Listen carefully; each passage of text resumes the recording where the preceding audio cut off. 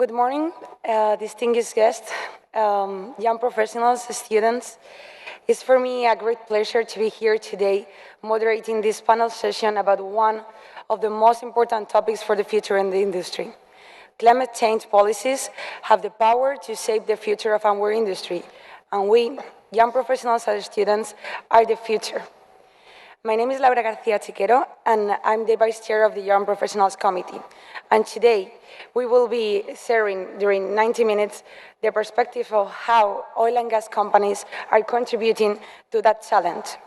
The challenge that means that we have to continue offering energy to an increasing population while we lower our CO2 emissions. In fact, we know that 2/3 of the CO2 emissions are energy-related. This is why the oil and gas companies are in the center of the solution.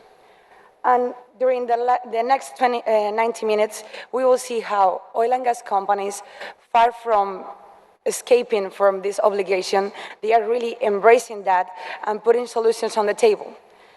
And it's a reality that now, most of the oil and gas companies, they have emission reduction objectives in their KPIs. So I would like to hear today which are the different roles on how oil and gas companies are evolving and they are transforming to address this challenge. But also, I think it's really important to remark that still we have people without access to electricity or to energy. And also, we have people that has higher living standards, and everybody wants to have a better way of living. And this is the great challenge that we will have to address while lowering our emissions.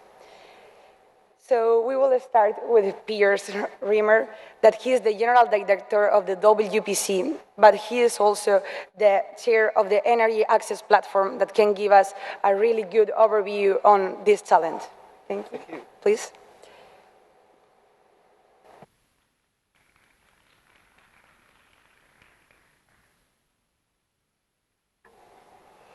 Well, good morning again, ladies and gentlemen. I was just going to start with a basic point, is to ask you all whether you believe in electricity. And I know that's a stupid question to ask, because everybody does believe in electricity, but you can ask the same question about climate change.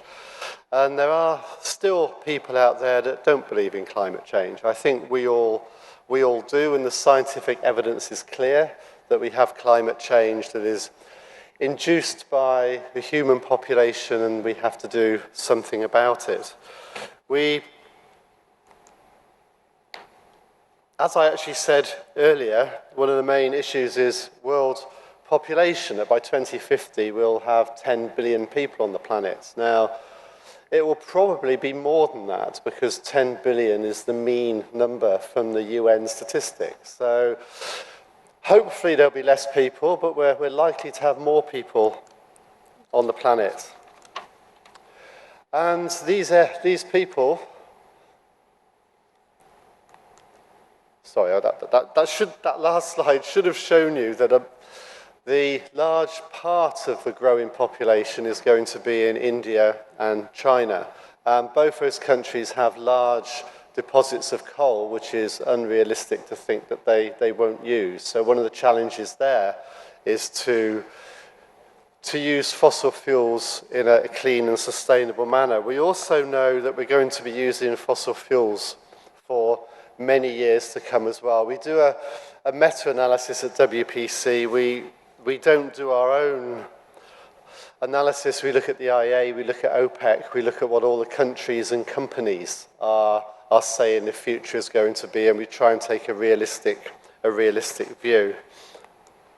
We also know as a fact that the global average temperature has been rising for some time, and also that the CO2 concentration in the atmosphere has been rising for some time.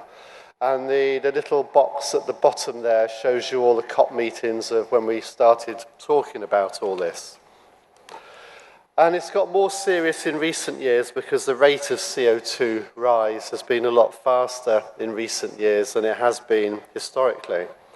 So as far as our industry is concerned, we need investment, when we run out of production capacity without investment, whatever we do has to be socially and environmentally acceptable, and this means a significantly lower carbon footprint. So how do we do this in a responsible manner? Well, we have a toolbox for mitigating climate change. The low-hanging fruit, the obvious one, is energy efficiency. We can switch fuels, we can switch away from coal, we can switch away from oil for power generation and look at natural gas, we can look at biomass. Obviously, renewables, we can look at nuclear, but again, nuclear has its own long-term problems with nuclear waste and nuclear storage. Now, we've been talking about this for a very long time, and industry has been involved with this for a very long time. I put this picture up to show that I did once have hair. This is at COP1. This is in 1995. I was talking at COP1, and bear in mind how long ago this is, that as an industry, we are venting as much methane, venting, flaring and leaking as much methane as Europe uses a year. And we were promoting carbon dioxide capture and storage. In those days, it's such a long time ago, we called it CO2 disposal, but we talk about it in a more friendly manner now. And carbon capture and storage is vital if we're going to carry on using fossil fuels into the future. There are many possibilities for carbon dioxide utilisation in the oil and gas industry for enhanced EOR, the same with the coal industry for enhanced coal bed methane production for CO2 storage. I put up this picture, again, you've probably all seen it before, but again, this is one of the original charts that we used in 1995. One of the leaders in this in the early days was Equinor. They were then called Statoil, and particularly with the Schleipner project, which actually started in earnest a year after COP1 in 1996, and really showed what the oil and gas industry was capable of, but also what the oil and gas industry was capable of incentives, and particularly with the Norwegian government with the potential for carbon taxes, how this could be costed and operated. There are many activities now all around the world looking at enhanced coal bed methane, enhanced gas recovery, enhanced oil recovery, and looking at ways of storing CO2 in depleted wells and in aquifers, as the Norwegians have been doing for over 25 years now, at over 1 million tonnes a year for the last 25 years. We also have to look at methane emissions. As I said at COP1, we were talking about the amount of methane that we emit and that we flare. And at COP21, we were still talking about the amount of methane that we emit and that we flare. We have lots of possible options, as well as using our fossil fuels more efficiently. We can look at the biological processes and the biological routes to chemicals and to fuels. As was raised in the previous sessions, again, there are competing issues here for water and food usage. And there are many innovative schemes from oil and gas companies looking at using CO2 to enhance algae production. And in the case of the absorption towers, you can see they're directly taking CO2 from power stations for algae production. We also have a situation where we have people with no access to energy, no access to clean cooking, and as I mentioned in the previous session, all the people that die every year because of this. As an industry, we accept that climate change is an issue. We were all at COP21. We were there as WPC. We're an affiliated organisation to the UNFCCC. We're promoting access to energy and the industry responses for reducing natural gas leakage, for the World Bank Gas Flaring Initiative, for the Oil and Gas Climate Initiative, for all the UK and Australian and other CCUS initiatives. We know that innovation and technology is a key, energy efficiency is a key, but we also need policy instruments to help us achieve this. Many years ago, we solved the acid rain problem by scientific innovation and by pricing sulfur. And I think we can solve a climate problem by scientific innovation, albeit on a more enormous scale than the sulfur problem, but also by pricing carbon. Thank you very much.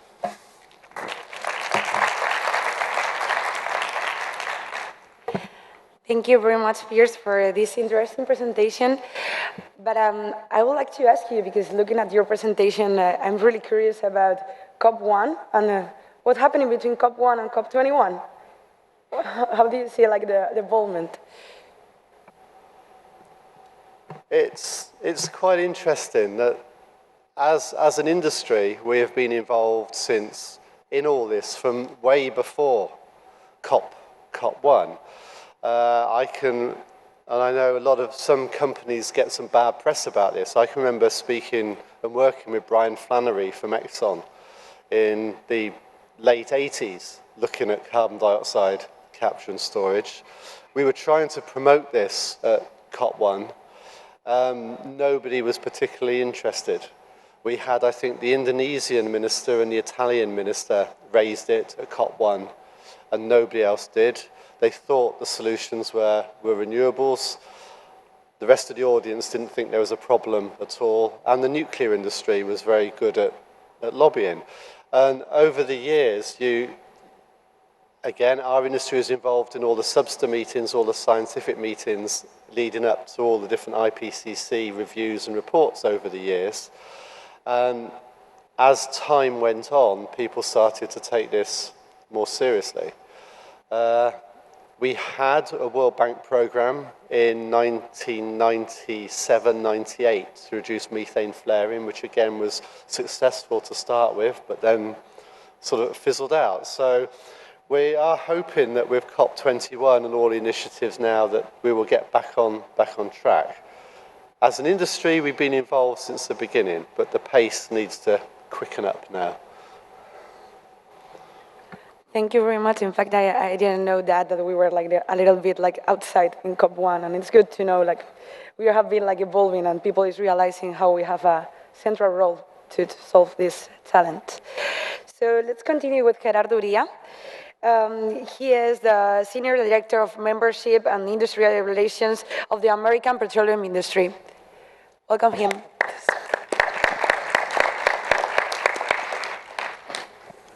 Thank you, Laura. And Daberdeen, good afternoon, everybody. Before I start, I would like to thank the organizing committee for inviting me to speak here today, but I also want to congratulate the committee for such a wonderful event. Very well done. Congratulations. As you know, climate change is a very complex topic, so I will try to address it the best way I can. Caveat, these are my opinions, and it coincides with probably other organizations as well.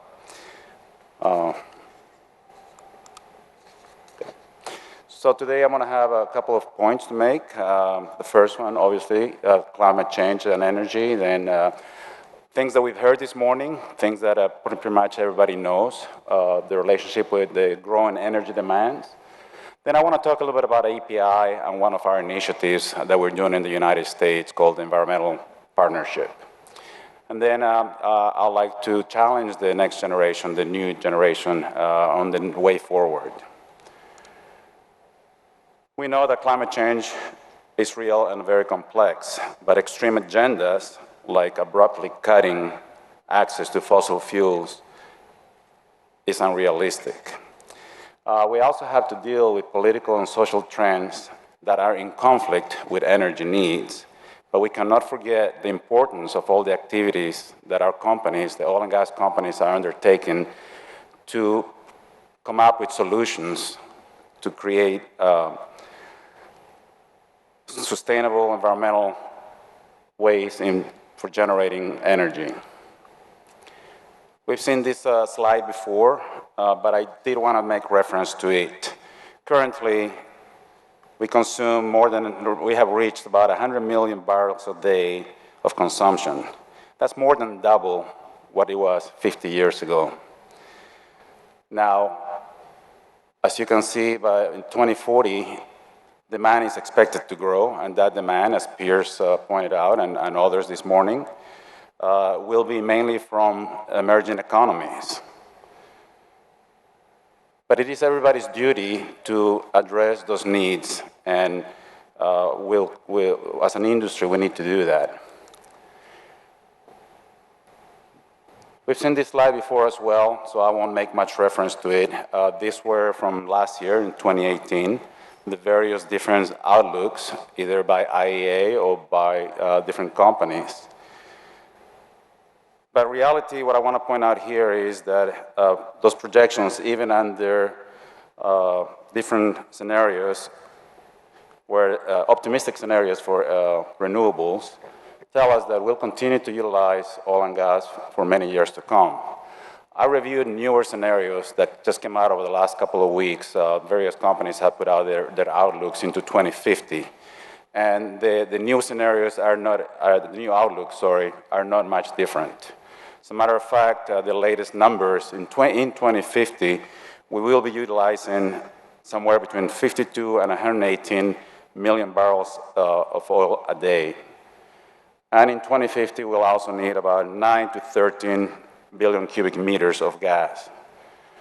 The point here is, as everybody pointed out, is that oil and gas, will continue to utilize oil and gas for many years to come.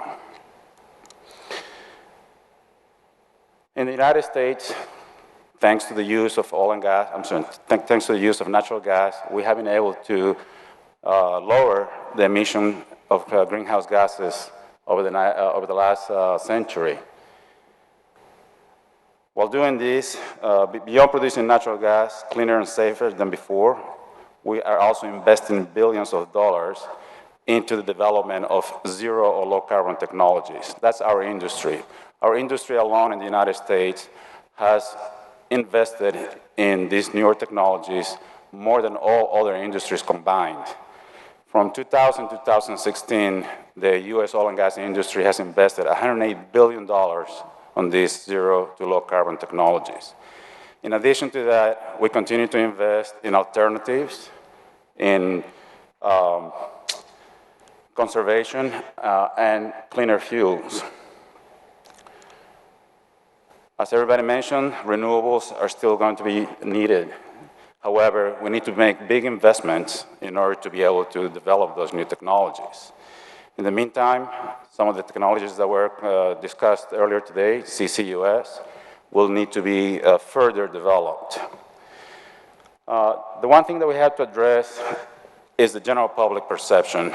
In talking to young generation, the next generation, general public in the US has the opinion that we should develop alternatives compared to fossil fuels. The ratio is 65 to 27%, something like that. I know that adds up to not 100, but that's because there's not a good understanding of what we really need. So we need to do more as an industry, as a society, to be able to collaborate on all these efforts. I do want to talk a little bit about API. Some of you saw this slide this morning. I won't repeat what my colleague Deborah said, but I do want to remind everybody that API is a trade association that is based in Washington, D.C. The reason I wanted to put out this, to talk a little bit about API is because when I was in college, the first thing I learned was the API gravity, but I didn't know anything else. I had no clue what API did. It wasn't until actually I went to API to work that I learned a little bit more about API. We do a lot of things in the United States, but we also operate globally as it relates to our standards, certification, training programs. But the one thing that we do is that we collaborate, especially more recently, with other organizations, such as the WPC, such as the International Oil and Gas Producers, or IPCA, and that's in order to promote affordable, reliable, and sustainable energy. You also saw this slide if you were here this morning. I do want to point out that our members are global. You'll recognize many of these companies. And the API represents the entire industry value chain, from the exploration and production to transportation, not only of the crude, but of the refined product, refining, of course, and then the service supply sector. We have over 600 members, and they all operate globally. They all adhere to certain requirements, and most of them also implement API standards.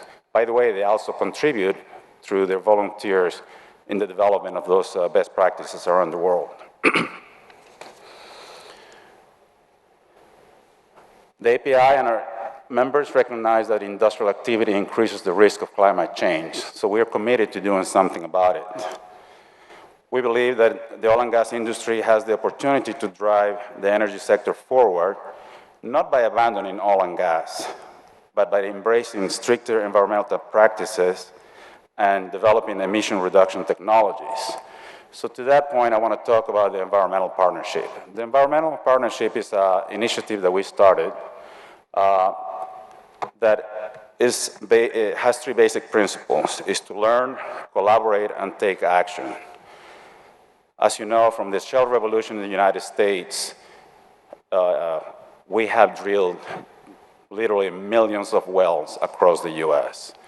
So the purpose of this initiative was to utilizing EPA data to come up with a few things so we can study what is the impact of those things, what can we do about it, and it specifically relates to methane emissions of VOCs. And we picked three things. We determined, or the EPA data told us, that 57% of methane emissions from gas well operations came from pneumatic controller, high-bleed pneumatic controllers. So one of the initiatives is to monitor these controllers, replace them, remove them, or retrofit them so we can reduce methane emissions. The next one was the manual liquid unloading program. And here we're developing best practices to minimize the emissions during the removal of liquids from gas wells. And the third one is a leak detection program using technologies like LDAR, drones, high resolution cameras to detect methane emissions and be able to address the issues promptly, and that way help reduce emissions.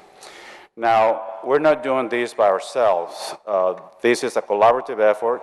We started with 26 companies, and currently we have over 60 companies involved. And you recognize some names there. Others are independent operators in the United States. But it's not only them. We're also working with academia, the government, and local stakeholders. So everybody's involved in this. We started this project in 2018. And since then, we have reviewed 78,000 well sites. Remember now, some well sites have multiple wells, so it's definitely more than that as far as number of wells, and 56 million components of those wells. So, as I mentioned earlier, the purpose is to learn, collaborate, and to take action. So we also hold workshops where we share best practices from the big operators to the small operators, so that's beneficial to the entire industry in the United States. And we're trying to recommend this type of practices to other sites around the world. I do want to talk a little bit about other technologies. My colleague Deborah mentioned some of them this morning, but these contribute to the early detection of potential emissions. One of them is the use of smart pigs. And the reason we wanted to talk about some of these other technologies is because we tend to talk about E&P operations. Well, there are emissions in pipeline, and certainly in downstream and in other aspects of the industry. These smart pigs are high technology and that are able to detect cracks and monitor potential cracks in pipelines, therefore allowing us to make repairs promptly. We're also using drones, not only for pipeline, but also in refineries, in natural gas operators. Pierce mentioned flaring. We're using more and more of those technologies. Yesterday in the innovation session, it was mentioned that we have to integrate these technologies. And the industry is doing more and more of that. But we need to continue enhancing those technologies. Our companies are also developing renewables. Our members are investing in hundreds of millions of dollars in solar and wind energy capacity, not only in the United States, but across the globe. And we're also developing new fuels, cleaner fuels. So what's the way forward in order to continue to develop and provide affordable, reliable, and sustainable energy to the world? We need the future leaders to help us with that. The example that I have here is for onshore operations. So we have harnessed the technology to reduce the surface footprint by up to 90% and drive reductions also on methane. This is for onshore operations, but we can do much more for other operations as well. And the long-held assumption that we cannot increase energy production, grow the economy, and decrease emissions all at the same time no longer applies. So the challenge I have for the new generation or for the organizers, as you see, their hashtag says, "We are the future." I believe that your hashtag should be, "We are the present." And I think you should help us. I challenge you to help us find those solutions. Lastly, I typically like to finish with a quote. And normally I quote somebody insightful, somebody famous, somebody that may not have lived, that may have lived in a different century. But I heard something the other night that I wanted to quote here today, and unfortunately that person is not here. But the chair of the Young Professionals Committee said something very insightful the other day, and so that's my challenge. What he said at the opening ceremony was, "We have ideas, we have the mindset. Who if not us, when if not now?" So that is my challenge to the future leaders of the oil and gas industry. Thank you.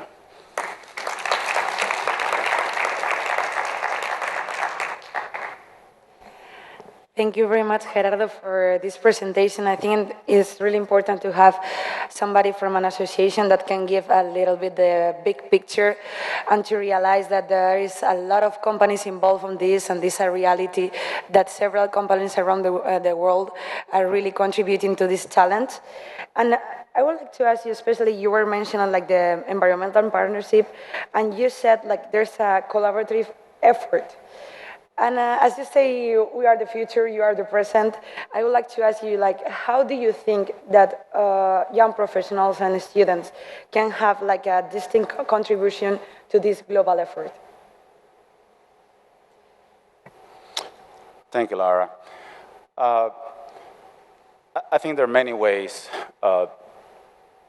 Some of the things that I think getting involved in organizations such as the World Petroleum Council is one way of doing that. But also I think we need to be mentors.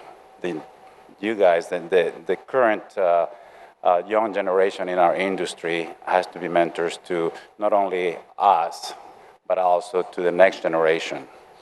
The other thing that comes to mind is I believe that all of us in general tend to receive their news and sources of information from very specific areas. I think we need to open up our minds a little bit more and not just listen to one newscast or podcast, but to open it up a little bit and become more engaged. So those are a couple of ways that come to mind right away, and but also ask. I think that one thing that I saw here this week is the passion that you guys have. So you're already coming up with solutions. You also have a wealth of knowledge around you. So engage everybody. Thank you very much. I really like your quote because I really think it's impossible to make something big without passion. So we are really passionate about this industry, and it's true that maybe we only lack a little bit of spreading the voice to other people. So it's now my pleasure to introduce you to Marta Borgestein. She's the leader of Corporate Sustainability and Communications at Equinor. Thank you.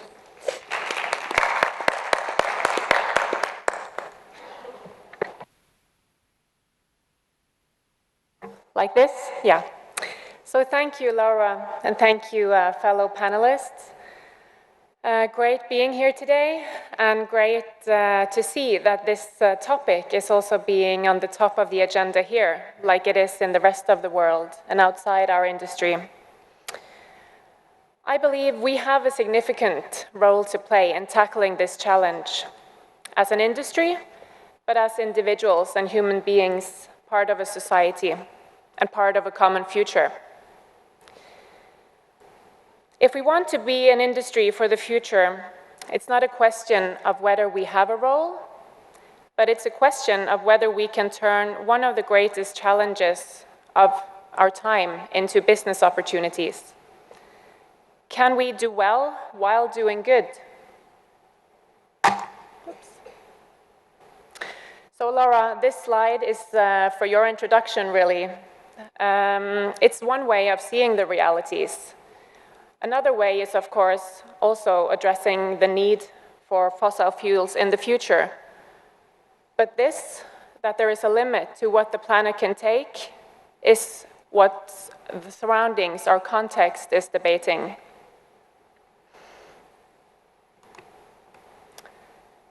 Sustainability is not only a matter of being a do-gooder. This is a business matter.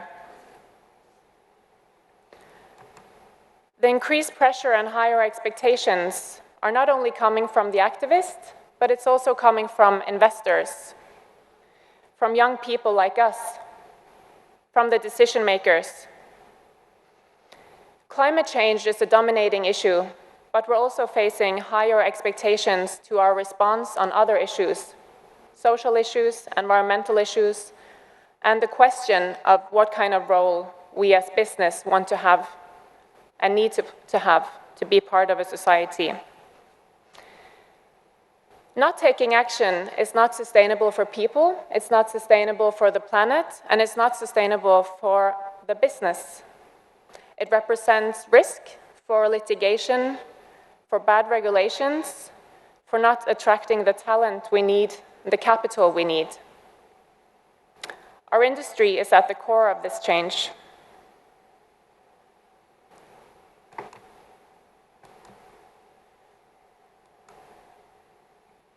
So, I work in Equinor. Maybe you know us better as Statoil. We changed our name last year to better support our strategy, always safe, high value, and low carbon. And we are mindful about the upside of this challenge and this energy transition that is needed. We believe companies that are finding solutions are also going to be the companies that attract the best talent. We're guided by our values and inspired by our purpose when we aim to contribute to shape the future of energy. Our climate roadmap is our plan to develop a low-carbon business advantage. So this is our toolbox. It's a forward-leaning action plan to support the ambitions of the Paris Agreement. First, we believe that oil and gas will still be needed in the future energy mix. But it matters what kind of fossil fuels we extract. We need to produce it with the lowest emissions as possible.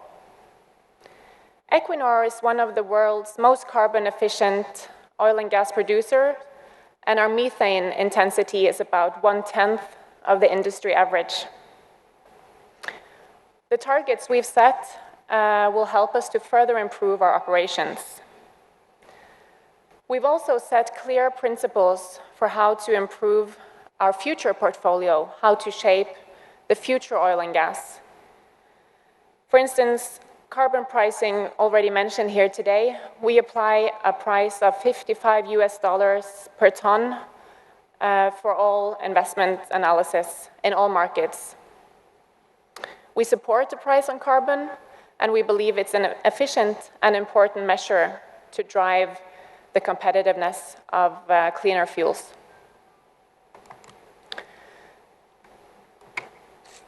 So, we're also growing in new energy solutions. To us, it makes sense industrially because we have a very strong safety culture, we have the capabilities to deliver large projects, and we have a continuous focus on technology and innovation. Of course, it also makes sense financially because it diversifies our portfolio, it has an acceptable risk profile, and we see potential for profit. Today, Equinor delivers wind power to more than 1 million European households. In 2018, we invested 4% of around $10 billion in renewables. In 2030, we expect to increase to 15% to 20%. We're also focusing on decarbonization technologies to keep the competitiveness of oil and gas. This includes CCS, carbon capture and storage, also utilization and hydrogen value chains. These solutions can help also reduce the emissions from the use of our products. In Equinor, we already captured and stored about 23 million tons of CO2, but we need to find a business model that makes it commercially viable. So that's what we're working on right now. We promote transparency, and we've done so since the very start, almost 50 years ago. And reporting is an important measure.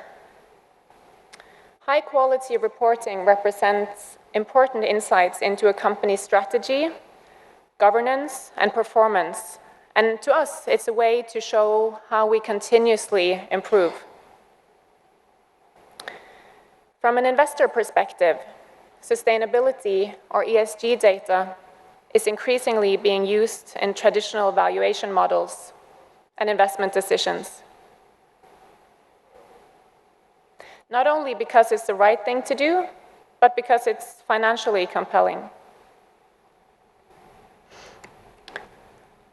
Finally, we need to collaborate to get all of this right. We don't think there is any part or perspective, institution in society that can make this needed transition happen alone. We've teamed up with peers in the oil and gas climate initiative to help shape the industry's response and spur technology development. We collaborate with our suppliers to reduce the emissions from maritime operations. We support innovation through corporate venturing and accelerator programs. To complement our climate roadmap, we're also ready to invest in natural sinks, in the protection of tropical forests, a much-needed natural climate solution. Since 2017, that was actually when I started in working in the corporate sustainability unit. We have delivered on our targets, our promises. But when the context is changing, so must we. Aligned with the expectations expressed by many of our shareholders, we are now deepening our commitments. We are including longer-term climate ambitions and the approach to Scope 3 in an updated climate roadmap that will launch next year. Through these new steps, we hope to inspire and to demonstrate even stronger support for the Paris Agreement. The easy way of putting it is that we need more renewable and less fossil fuels. And we need to implement small and big technologies for carbon removal. Let's set our targets before others decide them for us. And let's promote the market transformations and be ready to supply the energy demand of tomorrow. Let's make the industry response about actions rather than words. And let's show both contributors and critics how we make this challenge into a business opportunity and what the responsible, innovative, and important sector we represent looks like at its best. There are quite some good initiatives and actions from across our industry now, and I hope we can inspire each other to do more, both together and individually. To me, this is a healthy competition. Thank you.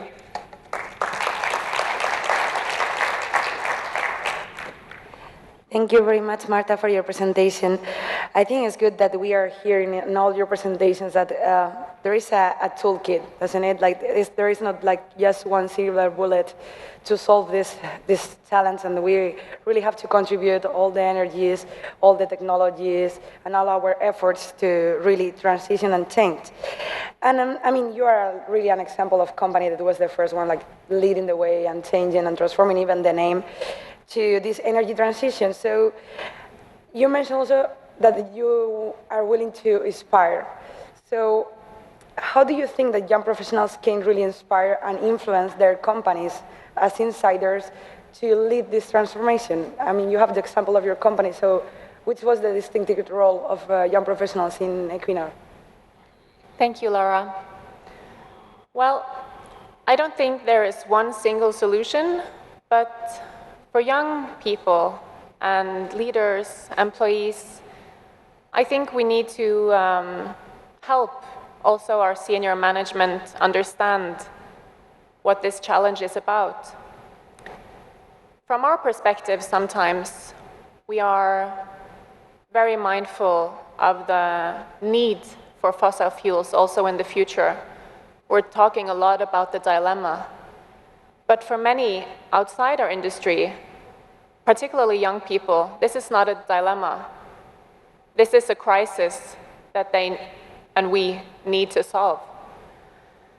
So I think we need to help also our colleagues to understand the debate and to understand what this can actually mean for our companies, for our license to operate, for instance. And I think we need to help get the top management interest and dedication. We won't change probably until we have a target and a KPI and until we measure the performance. Thank you very much.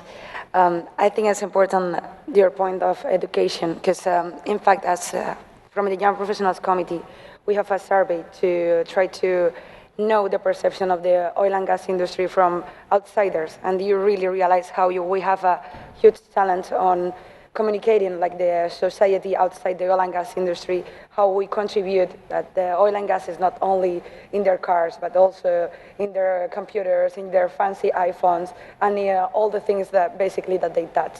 So thank you very much for your point.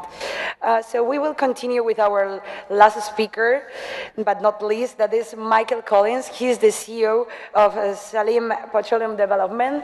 Okay, let's give him an applause, please.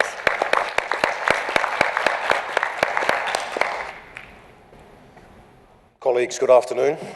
To organizers, participants, and to my esteemed colleagues, it's really a privilege to be here today. I would like to share perhaps the movement to action. In the flow of the conversation today, we've covered a global perspective, portfolio perspective, industry associations. I'd like to share the experience of an oil company in Russia and the move to action.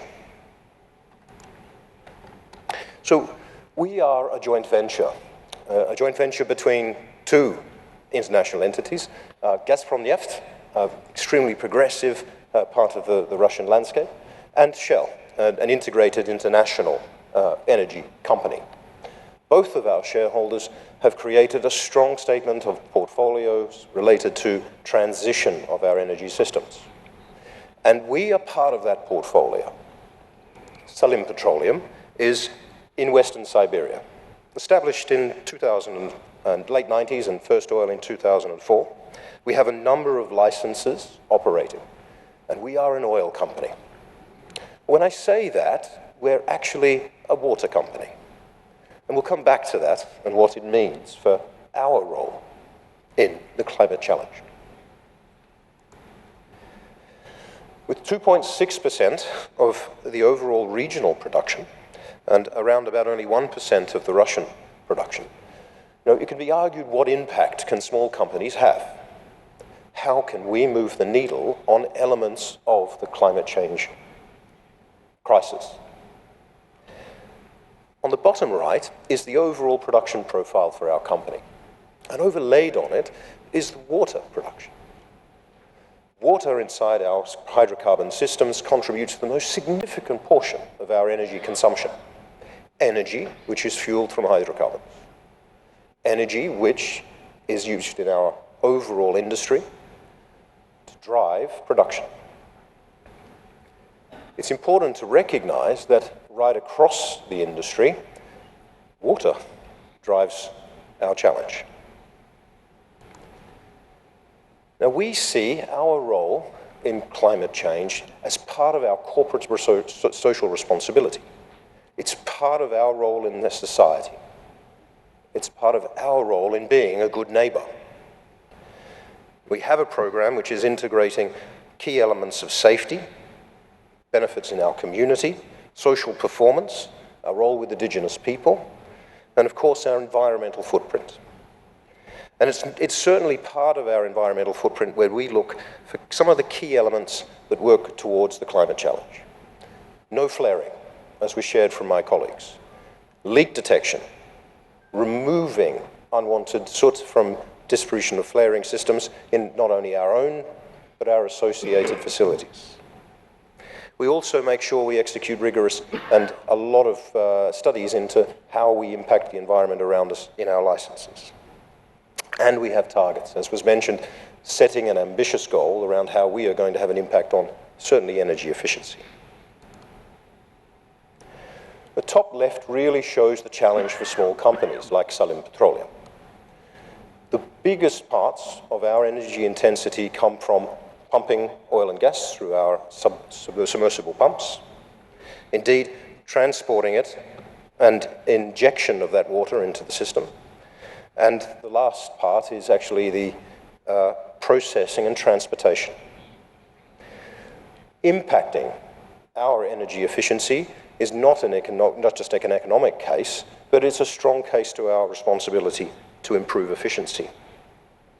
Now, we have had an energy efficiency program for some time, and on the bottom left, you can see how much we have saved in terms of driving a reduction in the energy we consume.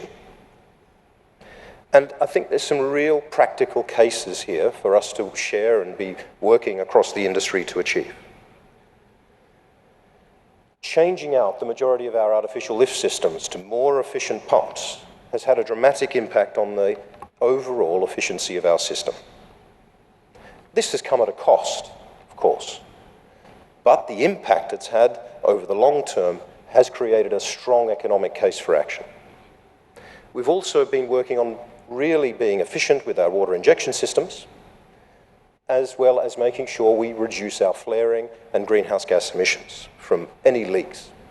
As was mentioned, there is extensive technology out there, and ones that we do use, whether it be drones or LiDAR, or indeed overall leak detection and minimization by removing leak points through design and in maintenance. So splitting maybe the challenge in half, we've talked a little bit about energy efficiency, practical examples of where we've been able to reduce the amount of energy we consume with a direct impact on the amount of greenhouse gas that we take from the grids. Overall greenhouse gas reduction actions have allowed us to stay a little bit of the challenge of increased water production, but it is inevitable. What we can say is that we've had a number of successes.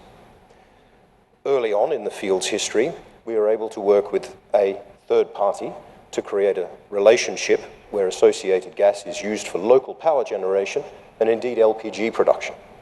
This diversifies the value chain, but it also resulted in an immediate reduction in flaring. We've made modifications to our system related to the way that it operates to reduce the amount of flaring, once again, with a significant impact on CO2 equivalent emissions. I mentioned those pump changes, and over the last couple of years, we've been able to have an impact. Just this year, we're able to work with suppliers. These are suppliers of our power generation system to modify the fuel mixes to have an impact on the amount of lean gas we consume and therefore be more efficient in the amount of CO2 produced from our power generation systems. The case for action is clear, and these small but meaningful efforts are part of our responsibility. Now, it doesn't end there. The actions must continue. There are diminishing returns now, but not ones that we don't face together with our own employees and with our suppliers. So we have actions ahead, and we have a direction to go. Overall, we're going to see that our energy intensity does increase because the amount of water that we're going to be producing as a small energy company in Russia will increase. Doesn't mean we stand still. So we're going to work with Ugra State University and a number of other institutions, indeed, looking at what is the natural sink performance of the region in which we work. This is the first stage. It's not been done before in the area we operate. And so it's a bit of a pace setter that we're hoping to work with universities on. And we do hope that in a second stage that we can continue to look at some full-scale measurements of the natural abatement opportunities in our region. I think reflecting on what one of my colleagues also said, there is still a gap that can be filled with innovation. Finding solutions in small energy companies like ours means technology. It means people with new ideas who are passionate to look for ways of reducing emissions on the ground in operating assets. So I think to complement the story that we've had through the day, the global challenge is clear. The case for energy is clear. The case for cleaner energy is clear. How do we move to action? And I think by assembling the examples and best practices we see from right round the industry, we may be able to have a true impact on what happens today and tomorrow and in the future. But it will take the imagination of new professionals, making sure that we bring that passion and energy into every company which is operating across our industry. We don't have to wait. So, colleagues, I think as we conclude this short presentation, the case for action is clear. How can we mobilize ourselves and the best practices from right round the industry to have an impact? These are the decisions that we can make inside SPD, and we're proud to continue making. Thank you.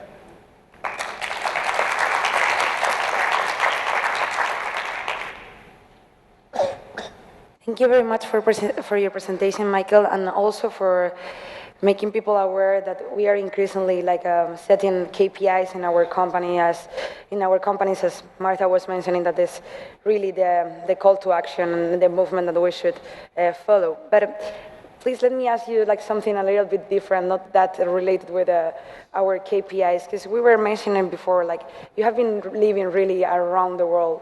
And one thing I always think to me when we talk about energy transition, it's the different realities that we can find around the world. I'm European, and sometimes Europeans tend to think that their energy reality is the reality that we can find in all the world, but it's not like that. So what is your view on the different energy transition realities? No, thank you, Laura. It's indeed, I think I've been fortunate to be able to work around the world, from developing nations to established nations, to industry leaders and in ventures starting in new countries. I guess my experience of it is the one of dilemmas on the ground.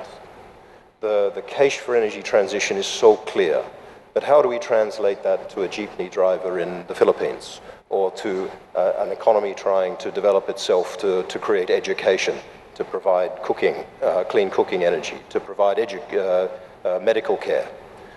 This is the true challenge on the ground. But I think there is this very important phase of moving to practical action. And certainly within SPD, that's a choice we said that we would take. We wouldn't see ourselves as a corner of the portfolio of our shareholders. We would take action with meaningful projects that we could control. I think it's part of a debate, as my colleague shared, that has to be had in every company and in every corporation. And it's part of what I think young leaders can do and should do, which is create the energy for that action, the expectation of an energy efficiency plan, the expectation of information and transparency. But we should never forget that in the end, the case for energy remains extremely strong in the world to help move development. Doing that sustainably is not an easy thing to do. Thank you very much for your thoughts. Before giving the floor to the audience that are the important ones here, and we really want to hear their questions, I would like to make a final one, because I think today this panel is more important than 1 year before, because we just knew that during last year, it was the year where the emissions grew by 1.7%, and it was the first year growing emissions after 3 years of stabilizing. And the reality was that it was the biggest increase since 2013. So it means that even if we are setting up measures, we are not doing enough as an industry, or maybe it's that there is a reality that the consumer has to play a role here. Because there is a curious fact that we were discussing before, that is that the reality is that 2/3 of that emissions increase came from the power generation. And that power generation came from the extreme temperatures that we were experiencing in the world. So more people were turning on their AC, more people was turning on their heat, and it means that everybody wants to fight climate change, but then we also want to be warm in our houses, we want to have our AC on. So how is your view on the real contribution also of the other players here that are really we, consumers? I don't know, it's an open question. Who wants to take the floor? Yeah, I can try. I think it's a very important topic or part of the discussion, because I don't think there is one part of the society alone that can solve this. We also see interesting products developing, such as offsets. You can perhaps buy your way to having a carbon neutral flight. So I think it's interesting, and of course quotas in the European Union, for instance, is really important also in driving down the emissions. But it's important to be mindful of, I think, that if we want to change this, to really change this, everyone has to change their lifestyle. We have to live differently, consume less. So I don't think we will be able to succeed only by measures, invented to kind of improve. I think they really need to change how we. It's an interesting development right now as well. For instance, you see in Sweden, their new word of the year was fly shame.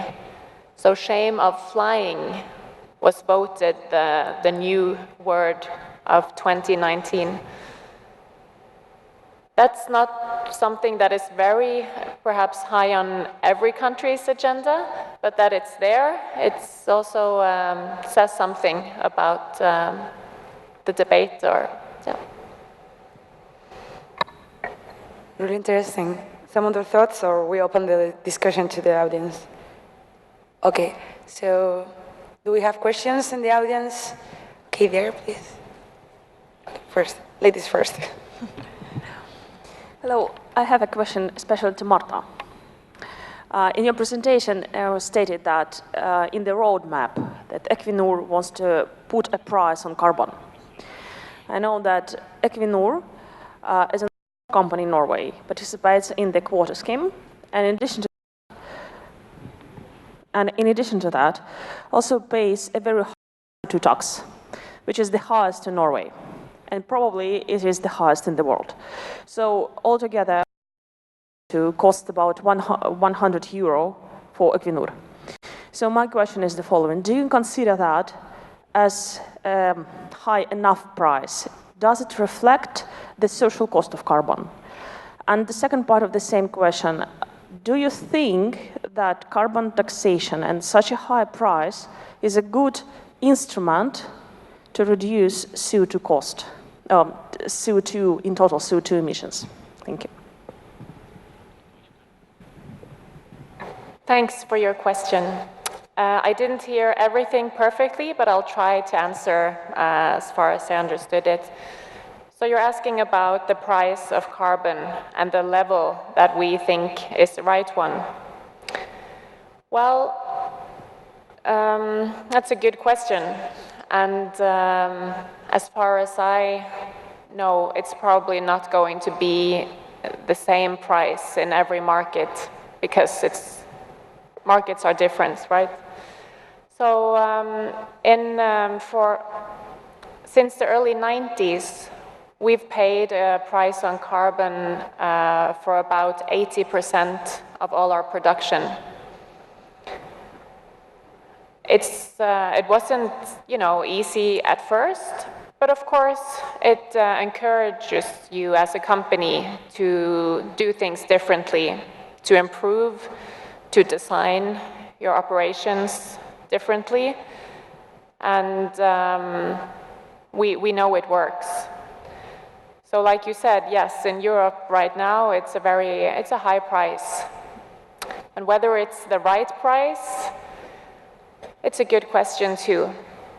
Where we are today, I think the price is it's meaningful, because you also see that the prices for electricity goes up. So it becomes also more expensive to pollute as a consumer. And in the Norwegian market, it has, as far as I know, it's not too high either. But of course, if we look at science and the IPCC report, for instance, we're expecting the carbon price to increase significantly over the next years, decades.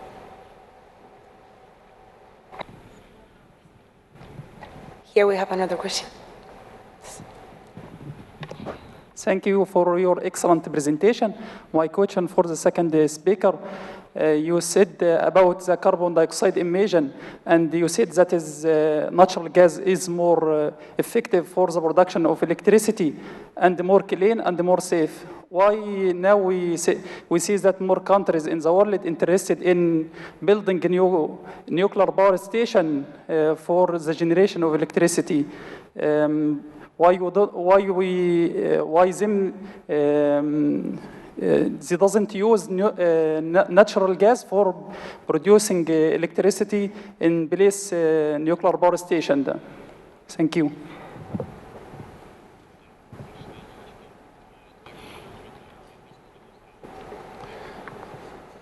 Your point was, just to understand properly, because the sound here is a little bit bad, like your question was like, which is the incentive of construction of a natural gas plant versus? My question, why many countries in the world nowadays build a new nuclear power station more than the last? He said that natural gas is more effective and more safe in the production and generation of electrical energy. Why we see now that more countries interested in building a new nuclear power station? You think that is political? What is the reason there? Yeah, so the point is why they are increasing the number of Thank you. Okay, I think I understood the question. So, from my perspective, from our perspective, we believe in all sources of energy. So I'm not advocating one against another, but through the development of newer technologies and innovation over the last 15 years, mainly in the United States, and now that's being exported and utilized in other places of the world, through hydraulic fracturing and directional drilling, we have been able to unlock tight gas, or gas that before was not as easily extracted from the ground. And through the enhancement of those technologies, we have also been able to produce more in a more sustainable way. Some of the things that we didn't talk about, or I didn't talk about, was, for example, the recycle of water usage. So 15 years ago, we might have used a lot of water, keeping with the topic of climate change here. Now, we've been able to figure out better ways of doing it.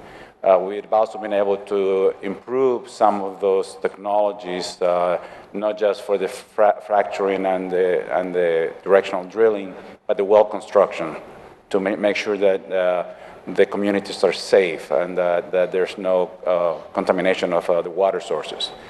But to your question then, so there's an abundance of natural gas. So, and also the production or the generation of energy is also cleaner through lower emissions. And also is much more economically. So countries are much more interested in securing natural gas from those sources where it's available, while other countries develop their gas developments. Thank you. More questions from the audience? We don't have more questions? Okay, there.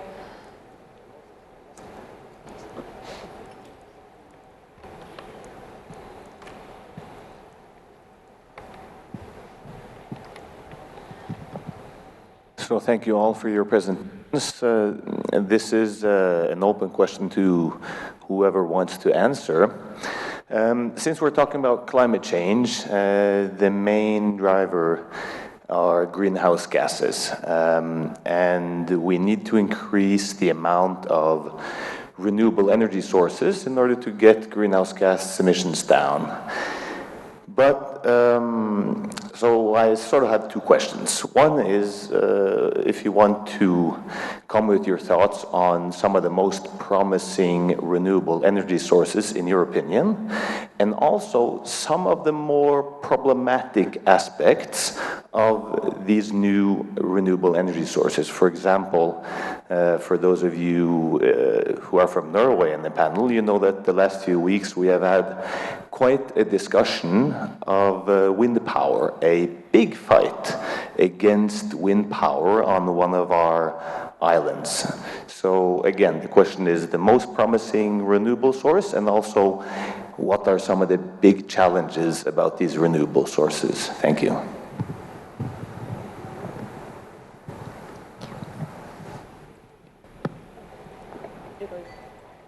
Okay, I'll go first then, since I'm from Norway at least. So yeah, it's good questions. I think in terms of the promising renewable sources, we need an array, and all of those are interesting, obviously. But what we see is that there are some technologies that we can develop now without subsidies. So that is, you know, what is most interesting today, and we've gotten there on, for instance, offshore wind, on fixed, not floating. And to your other question, the downsides. Well, in Norway, just to bring a bit more to that for the rest of the audience, it's mainly a debate about land-based wind farms, which can be annoying. It can be, you know, you don't want to have it in your backyard. You would rather like to see free, open air. We worry about the eagles. We worry about other birds. And that was actually in an article I read today in the New York Times as well. It's the same debate in the US, outside of New York, for instance, where we're also hoping to be able to develop offshore wind. So I don't think we'll ever find perfect in every way. But of course, for each and every project, either it's oil, gas, renewable, we need to do the same, have the same diligent approach to environmental and social issues, do the same analysis and studies before we start building anything. We have to understand where we are to be able to coexist with nature and other businesses, like we've done for so long, also in Norway, offshore, with fisheries, with the environment, etc. But I think, you know, if we see a 4-degree rise in temperatures, you know, I'm not sure if there's going to be so many birds to consider. So I don't think it's going to be perfect and easy, but I'm sure that we will find a way to coexist also within renewable.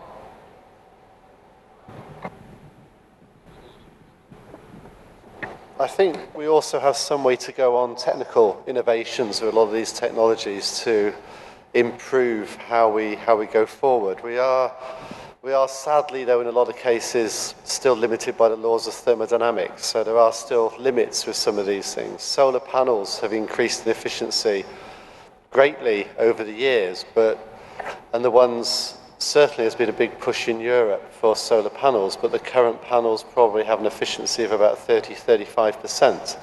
Now, there's some innovations with nanotechnology and things, but with the laws of thermodynamics, the maximum you can get for fixed panels is 55%. If you have movable panels, then you can get up to 80%, but there are still limits, and like was just said, most of the problems, again, particularly in the UK, for example, is the not in my backyard. Everybody wants more windmills, they want more solar panels, but they don't want to be able to look at them, which is a problem. With wind power, they certainly found in the UK there are problems again with birds, and also with concentrated areas of windmills, also interference with radar and communications as well, which is quite interesting. But I'm not here to damn the renewable side of things, but I think that the big challenge for us is to, particularly because just of the sheer scale of energy we're going to need in the future, we have to use fossil fuels, and by doing that we have to use carbon capture and storage and or utilization to go forward. Maybe I can share when SPD was forging the latest view of its energy plan, we decided to open the box and say, well, what if you were to look at Western Siberia for renewables? And I can assure you there were parts of my company that went, are you kidding? But it is worth asking the question, I think, in each company about what is the realities, because it's moving so fast. Whether it be the cost of installation, whether it be the performance, whether it be the technical boundaries in each environment, in each setting. And although when we screened our little portfolio for solar, wind, and CCS, we couldn't find an economic case, it doesn't mean we won't stop looking, because it does move very fast. I think the fault would be to stop watching it and making assumptions that it doesn't fit. And that's perhaps the challenge for us as an industry. Do we have other questions? Okay, so I will do the final question before the closing remarks. And the question is for Michael. I'm curious, if, maybe for Marta, from the corporate perspective, do you really see that the climate change policies or regulations are impacting your ability to access capital or to financing your companies? So I think I can share from being in a position where we have two shareholders. that it is an expectation of investors. And while I don't have public investors, I have two private investors who expect all of their entities to develop progressive strategies on a whole bunch of issues, safety and performance, and et cetera, and energy efficiency and overall greenhouse gas emission intensity is one of them. And I think that it was referenced by one of my colleagues, if it's not on the agenda of boards, if it's not on the agenda of management teams, I think that's where we have a flaw. As to whether it's inhibiting investment, I think, you know, for small entities or private entities, it plays out differently. But it's definitely a debate going on around the world, whether it be in private equity funding, whether it be in the expectations of banks and intergovernmentals. It is playing a role. Norwegian Pension Fund famously made moves related to the topic, and other sovereign wealth funds right around the world. So yes, it's having an impact, but I think the challenge for all CEOs, management teams, and boards is make sure it's an agenda. Yeah, thanks, Laura. I think this is also a matter of, you know, what you see first, what will materialize first. Is it a higher cost of capital, or do you as a company manage to adjust so you won't be in that situation? So yeah, I think the development we're seeing in the capital markets are very real. Now it's no longer ESG and sustainability. Of course, the material topics for companies are no longer something that is that is being disregarded. And you know, it's really, we see it being implemented and mainstreamed to a large degree, actually. And it's just the last couple of years. It's really part of most of the conversations. So yeah, let's see. But I hope, but I think it's a very positive signal that also capital markets are rewarding a high sustainability performance. Thank you very much, Michael and Marta. Okay, so we will go for, if we don't have more questions from the audience, okay, so we will go with the final remarks. Thank you very much all for being here today. Thank you very much to our panelists. I think it was really interesting, like starting from Piers, how he open our eyes and make us see how the energy industry at the very beginning wasn't like in the center of the discussion and we were like apart, how increasingly we took like the central role and we really have a role to play, and how Gerardo, he explained several initiatives that all across our industry, several companies like in a joint effort, they are developing. And of course, the example of Marta and Michael, how in companies they are really setting like KPIs and how is climate change an increasing relevant topic that is in all the agendas, not only for strategy but also for financing. But before closing, I would like you to close with one sentence. We also like address like the role of technology and that there is not like a silver bullet, and we need a really toolkit. So in a brief sentence for you, which is that the most relevant part of this toolkit to address climate change, and if the young professionals that and students that are here can like really push that in some extent. Also, I hope there's a message which is have curiosity, have a voice, and move to action. Okay, hard one sentence.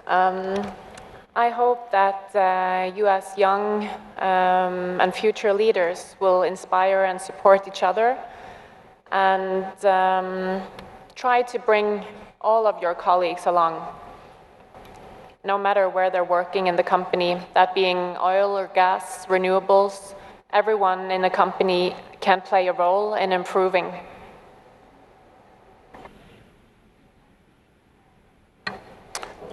Thanks again, Laura. So it was interesting that the three of us maybe the four of us mentioned take action, or so I picked that up on the conversations. So in one phrase, I would summarize it as leadership, collaboration, and take action. And as part of what Geraldo said, I think you, without the danger of getting sacked, challenge whatever you can within the company that you're working with. Thank you very much, inspiring words. So, young leaders, take action. Thank you very much for coming. And now we wait for a small